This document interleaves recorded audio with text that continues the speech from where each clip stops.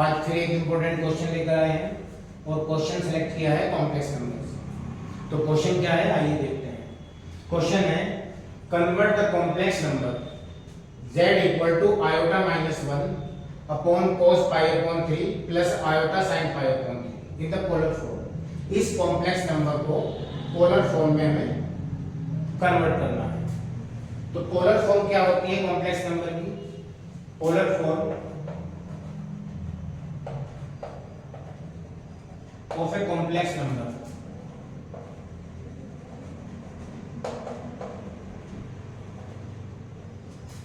is given by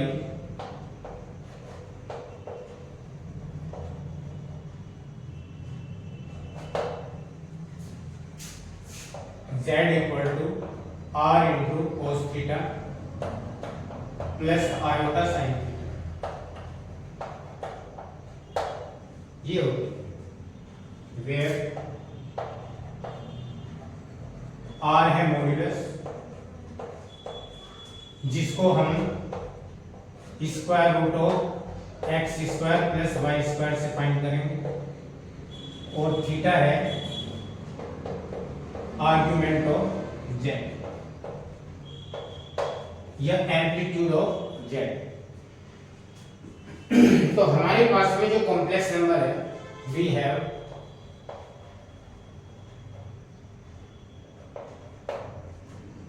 z equal to iota minus 1 upon cos pi upon 3 plus iota sine pi upon, ये complex number है। तो इस complex number से हमें क्या करना है? r फाइंड करना है, थीटा फाइंड करना है यानी कि आर्गुमेंट फाइंड करना है, और वो वैल्यूज निकालने के बाद इसमें रख देनी है। तो ये इस कॉम्प्लेक्स नंबर की पोलर फॉर्म होगी। तो r और थीटा निकालते हैं। सबसे पहले क्या करते हैं हम इस कॉम्प्लेक्स नंबर में cos पाई अपॉन 3 और sin पाई अपॉन 3, cos पाई अपॉन 3 और sin पाई अपॉन 3 की वैल्यू पुट कर देते हैं। cos पाई अपॉन 3 यानी कि cos 60 डिग्री, sin पाई अपॉन 3 sin 60 डिग्री। तो cos पाई अपॉन 3 होता है 1 अपॉन 2। तो ये इस तरह से आ जाएगा iota minus 1 upon 1 upon 2 plus iota root 3 upon 2। यहाँ पर जब एलसीएम लेंगे हम तो ये कुछ इस तरह से आ जाएगा 2 into iota minus 1 upon 1 plus root 3 iota, इस तरह से आ जाएगा। अब इसका जो डिनोमिनेटर है, इस कॉम्प्लेक्स नंबर का जो डिनोमिनेटर है, इस डिनोमिनेटर के कॉन्जुगेट से हम न्यूमरेटर में और डिनोमिनेटर में मल्टीप्लाई करते हैं। तो ये इस तरह से हो जाएगा 1 minus root 3 iota upon 1 minus root 3 iota, इस तरह से आ जाएगा। न्यूमरेटर में मल्टीप्लाई करें, सिंपल मल्टीप्लाई इस तरह से, और फिर -1 की मल्टीप्लाई होगी दोनों पार्ट्स में। तो नेक्स्ट जो स्टेप होगा इसका वो ये होगा 2 इंटू आयोटा की मल्टीप्लाई 1 में होगी तो ये आ जाएगा आयोटा, माइनस आयोटा की मल्टीप्लाई माइनस रूट 3 आयोटा में होगी तो ये आ जाएगा माइनस रूट 3 आयोटा स्क्वायर। अब -1 की मल्टीप्लाई होगी, -1 की 1 में करेंगे तो -1 आ जाएगा, और -1 की जब माइनस अंडर रूट 3 आयोटा में करेंगे तो ये हो जाएगा प्लस के रूट 3 आयोटा अपॉन। यहां पर क्या होगा? यहां पर एक अलजेब्राइक आइडेंटिटी लग रही है x plus y into x minus y. X plus y into x minus y होता है x square minus y square. X 1 है यहाँ पर और वाई अंडर रूट 3 आयोटा है। तो ये इस तरह से आ जाएगा 1 का स्क्वायर यानी कि 1 माइनस अंडर रूट 3 आयोटा का स्क्वायर, तो ये हो जाएगा 3 आयोटा स्क्वायर। अब क्या होगा? आयोटा स्क्वायर होता है आयोटा स्क्वायर इक्वल टू -1 होता है। तो न्यूमरेटर और डिनोमिनेटर में जो आयोटा स्क्वायर है वहां पर हम -1 रख देंगे तो ये इस तरह से आ जाएगा। जब यहां पर आयोटा स्क्वायर की जगह -1 रखेंगे तो ये +√3 हो जाएगा और ये भी फिर रियल पार्ट बन जाएगा और -1 भी रियल पार्ट है तो ये इस तरह से आ जाएगा √3 - 1 2 into √3 - 1 प्लस यहां पर क्या करेंगे, इमेजिनरी पार्ट्स जो हैं इसके इनमें आयोटा कॉमन लेंगे तो ये इस तरह से हो जाएगा √3 + 1 इंटू आयोटा।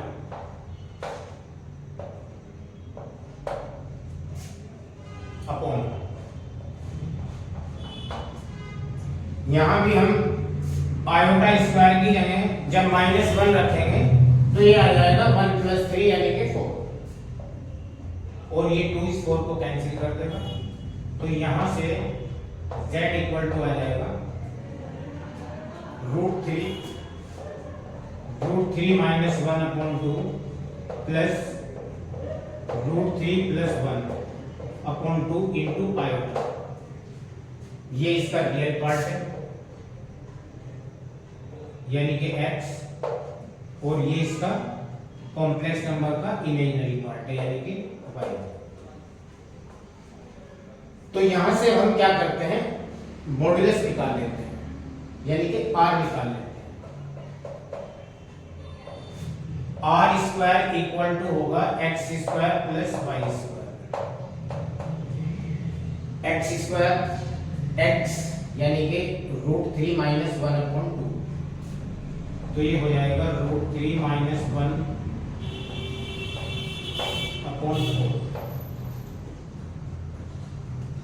या इस तरह भी लिख सकते हैं √3 - 1/2 का होल स्क्वायर प्लस y² यानी कि √3 + 1/2 का होल स्क्वायर। इस तरह से आ जाएगा। अब यहां फिर एक अलजेब्रिक आइडेंटिटी अप्लाई कर देते हैं, x² x + y का whole square plus x - y का होल स्क्वायर इक्वल टू होता है 2 into x² + y²।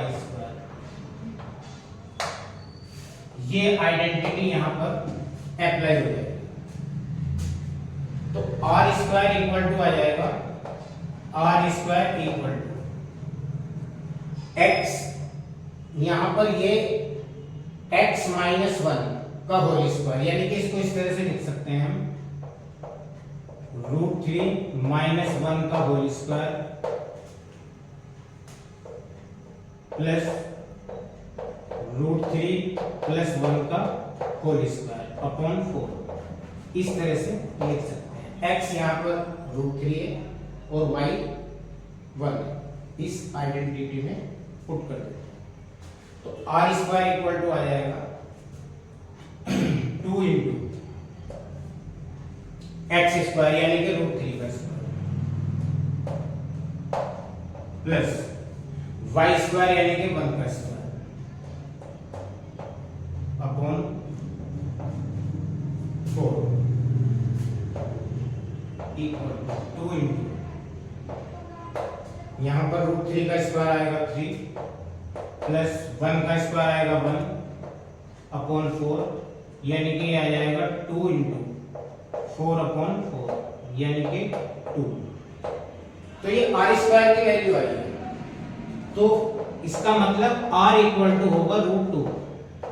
मॉड्यूलस इस कॉम्प्लेक्स नंबर का जो मॉड्यूलस है वो हमारे पास अब आ चुका है।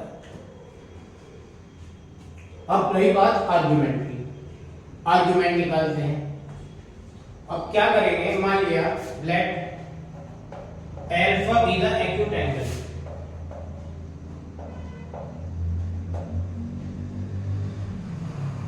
satisfying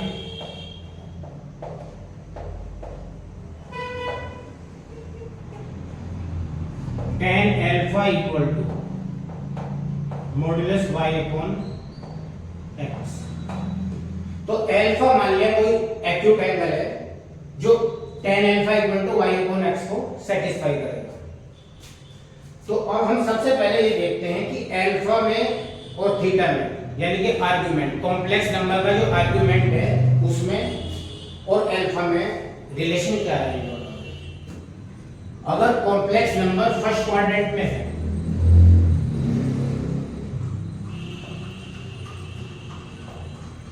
ये रियल एक्सिस है, ये इमेजिनरी एक्सिस है।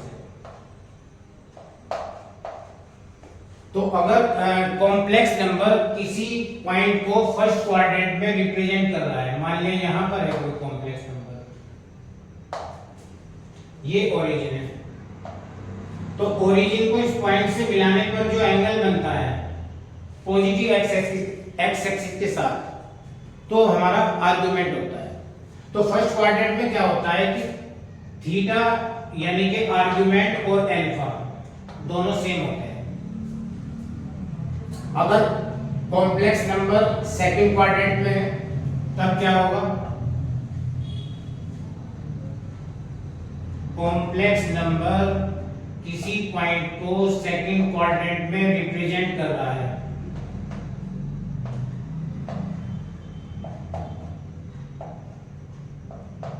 मान लिया यहां पर है पॉइंट,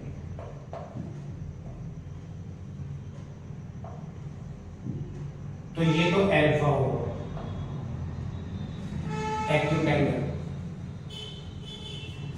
और ये थीटा होगा, थीटा यानी कि आर्गुमेंट, तो ये पाई माइनस अल्फा होगा। अगर कॉम्प्लेक्स नंबर थर्ड क्वाड्रेंट में है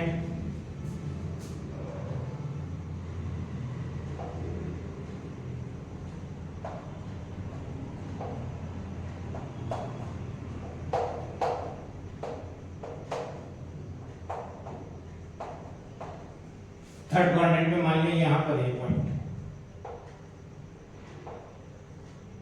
तो ये अल्फा होगा और ये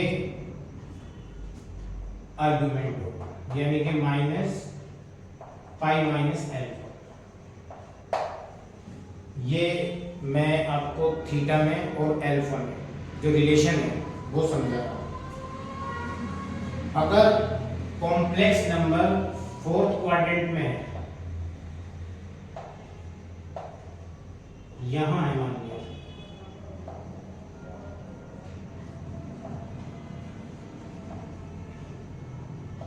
तो ये अल्फा होगा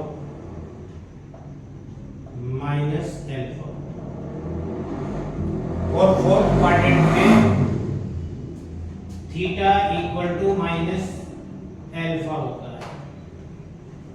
या फोर्थ क्वाड्रेंट में theta equal to 2 pi minus alpha होता है आर्गुमेंट फोर्थ क्वाड्रेंट।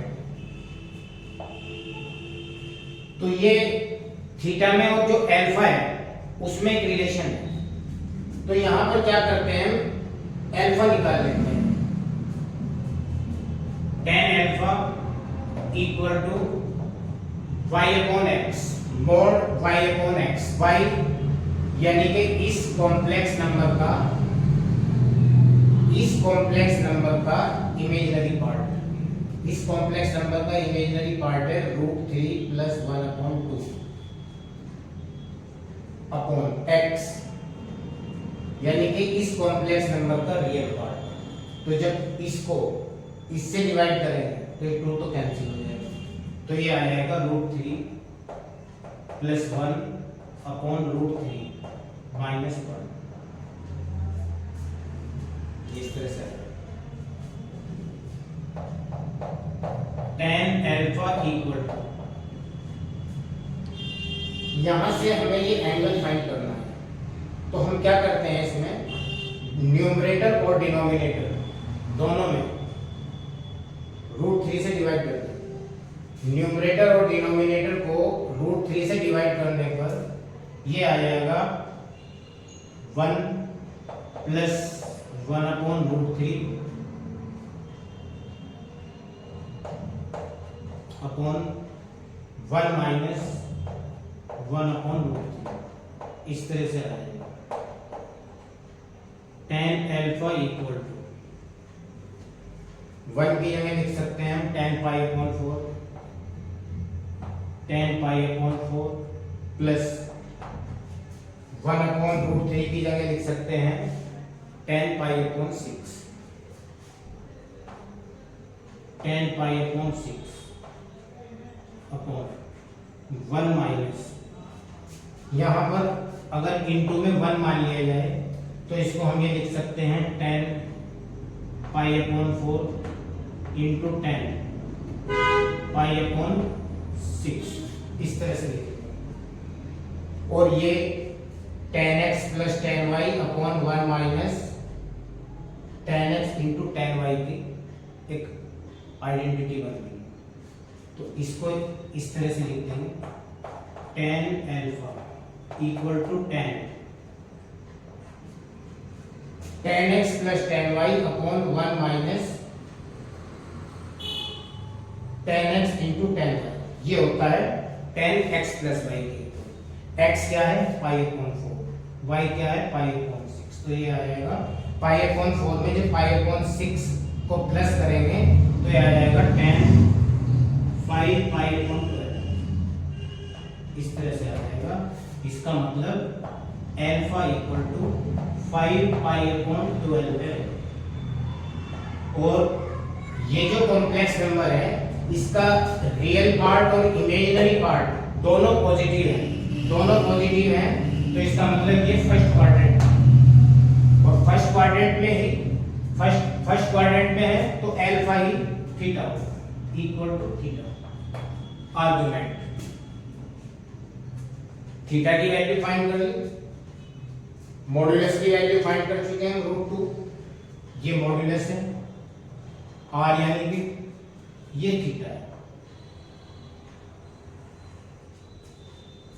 तो इसमें रख देते हैं कॉम्प्लेक्स नंबर की पोलर फॉर्म मिल जाएगी। Therefore z equal to r यानी कि modulus √2 into cos theta 5 pi upon 12 plus iota sine theta यानी कि 5 pi upon 12। Answer, that is the answer. तो आज के लिए इतना ही। इसी तरह के इंपॉर्टेंट क्वेश्चंस आपके लिए लेकर आते रहेंगे, तो तब तक आप देखते रहिए और मुस्कुराते रहिए, क्योंकि मुस्कुराना ही जीवन है दोस्तों। Bye bye.